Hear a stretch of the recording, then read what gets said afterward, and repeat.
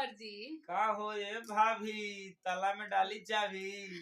ए जी करिया का जी? ब्लाउज हमरा कब सवेला, जब पिया परदेसिया तब सवेला। परदेश चल रही है तो के देखी, खाली देवरा के देखला से काम हो जाई। तो देख लेम रे का करे के बा। चला ठीक बा।